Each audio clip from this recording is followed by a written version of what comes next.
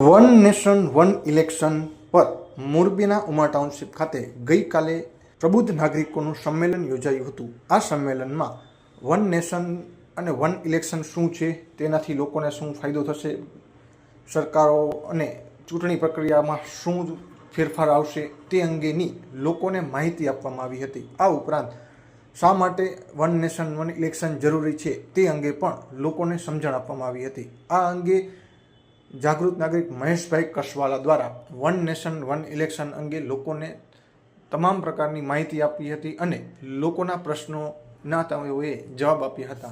સાથે લોકોને one nation one election અંગે સપોર્ટ કરવામાં આવે તેવો પણ શપથ તેઓ દ્વારા લેવડાવવામાં આવ્યા હતા। વન નેશન વન ઇલેક્શન થોડા સમય પહેલા જ કેન્દ્રની સરકારે આ બિલને સંસદની અંદર રજૂ કરી અને સંસદીય સમિતિની અંદર મૂક્યું છે।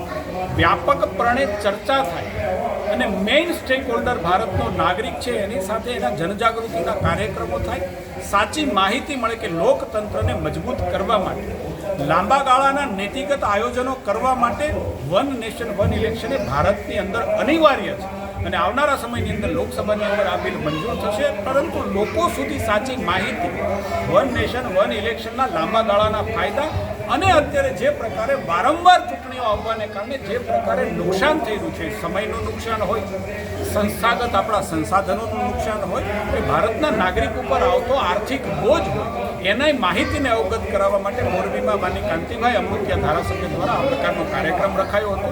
ગુજરાતની અંદર તમામ વિધાનસભાની અંદર અત્યારે આ પ્રકારના કાર્યક્રમો ચાલી રહ્યા છે અને કાર્યક્રમોના સંદર્ભમાં એ વિષયની માહિતી આપવા માટે આજે મારે અહીંયા આવવાનું થયું। ધન્યવાદ।